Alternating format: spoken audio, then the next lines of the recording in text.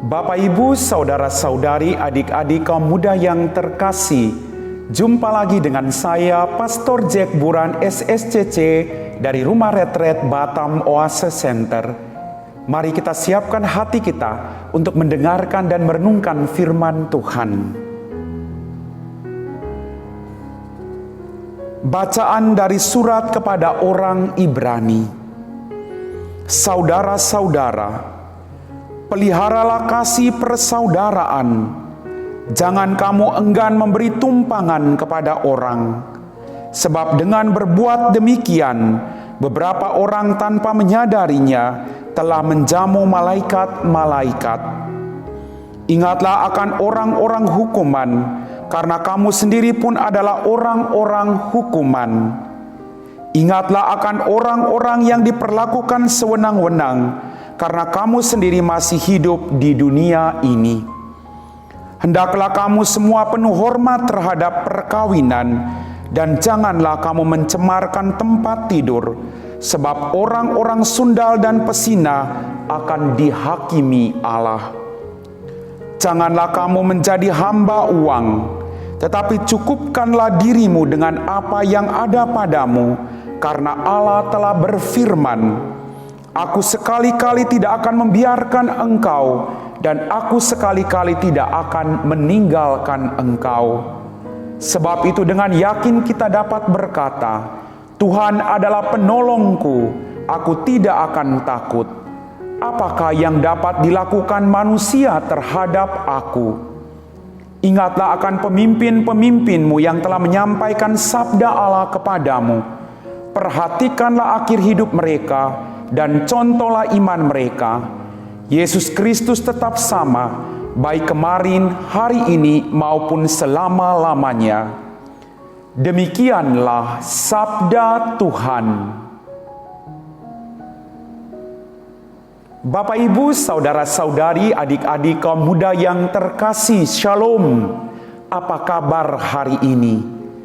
Berkat melimpah dari Tuhan senantiasa menyertai perjuangan hidup kita masing-masing. Hari ini gereja seluruh dunia mengenangkan peringatan wajib Santa Agatha, perawan dan martir.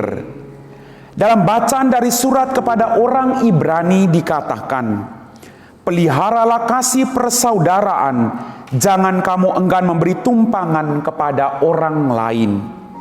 Kita diajak untuk saling menjaga satu sama lain, saling menasihati satu sama lain dalam persaudaraan yang baik.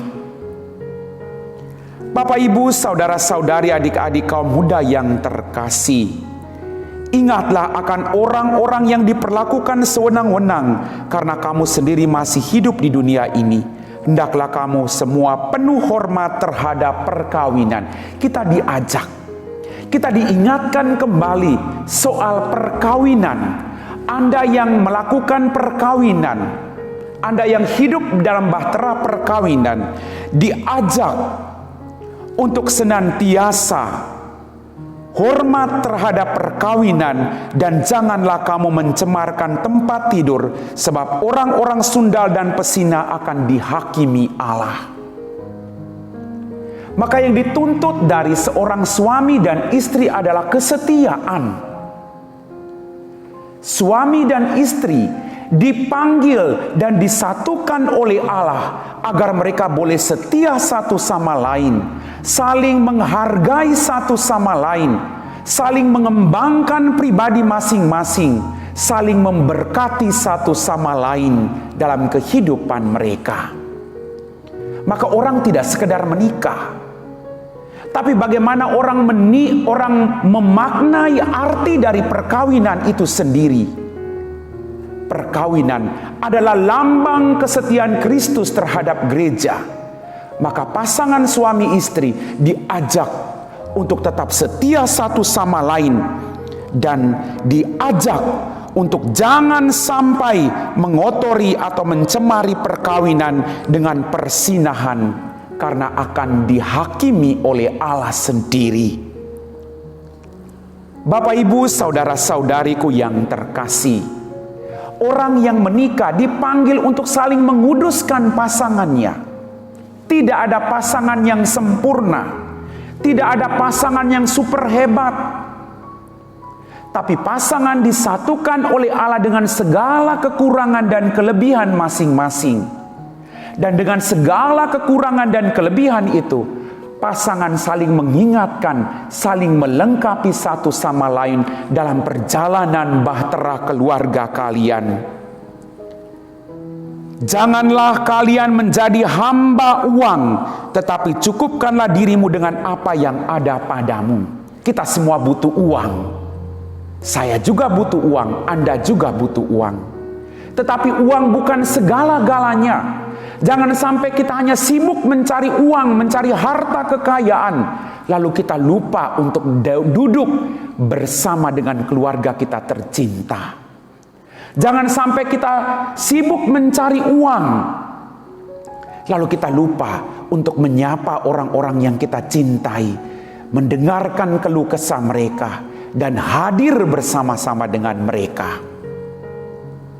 Orang yang menikah tidak sekedar cukup dengan memberi uang kepada istrinya atau kepada suaminya atau kepada anak-anaknya. Tidak cukup. Tapi kebersamaan itu jauh lebih penting. Bapak, Ibu, saudara-saudari, adik-adik kaum muda yang terkasih, kita diingatkan sekali lagi akan makna dari perkawinan itu. Kadang saya merenungkan, orang sibuk mencari uang, orang sibuk mengumpulkan harta, tapi orang lupa akan keluarganya. Orang lupa beri waktu untuk istrinya, lupa beri waktu untuk suaminya, lupa beri waktu untuk anak-anaknya, atau lupa memberi waktu untuk orang tuanya. Orang sibuk mengumpulkan harta. Pertanyaannya, untuk apa harta yang Anda cari kalau bukan untuk orang-orang yang ada di dalam rumahmu? Mereka tidak hanya sekedar menikmat uang, tapi mereka juga ingin agar Anda ada bersama mereka, duduk bersama mereka, dan mendengarkan keluh kesah mereka. Maka kita diingatkan, jangan menjadi hamba uang. Kemudian dikatakan, aku sekali-kali tidak akan membiarkan engkau, dan aku sekali-kali tidak akan meninggalkan engkau. Tuhan tidak akan pernah meninggalkan engkau. Sekali-kali Dia tidak akan pernah melupakan engkau. Itu janji Tuhan. Kita boleh melupakan Tuhan dengan kesibukan kita, tapi Tuhan sekali-kali tidak akan pernah lupa akan Anda dan saya dalam kehidupan kita. Sebab itu dengan yakin kita dapat berkata, Tuhan adalah penolongku, aku tidak akan takut. Memang benar, Tuhan itu penolong Anda dan saya. Haleluya Bapak Ibu, Tuhan penolong kita sampai kapanpun, apapun pergumulan kita, Tuhan adalah penolong kita masing-masing. Tuhan tetap mendampingi kita. Maka yang dituntut dari kita adalah jangan takut, karena apa yang dapat dilakukan manusia terhadap kita, Tuhan akan tetap membantu dan menolong kita. Karena apa? Yesus Kristus tetap sama, baik kemarin, hari ini, maupun sampai selama-lamanya. Kalau dulu Tuhan mencintai Anda, hari ini Tuhan mencintai Anda, besok Tuhan mencintai Anda, sampai kapanpun Tuhan tetap mencintai Anda. Amin. Bapak, Ibu, saudara-saudari, adik-adik kaum muda yang terkasih, setelah kita mendengar dan meresapi firman Tuhan, mari kita siapkan hati kita untuk berdoa. Allah Bapa kami yang kekal dan kuasa, tenaga baru telah kami terima berkat santapan suci anugerah-Mu. Kami mohon, semoga seturut teladan Santa Agatha kami mengabdi sepenuhnya kepadamu dan tidak takut menderita. Demi Kristus Tuhan dan pengantara kami. Amin. Tuhan sertamu dan sertamu juga. Semoga kita sekalian, orang-orang yang kita doakan, pekerjaan kita, diberkati oleh Allah yang Maha Kuasa, dalam nama Bapa dan Putra dan Roh Kudus. Amin.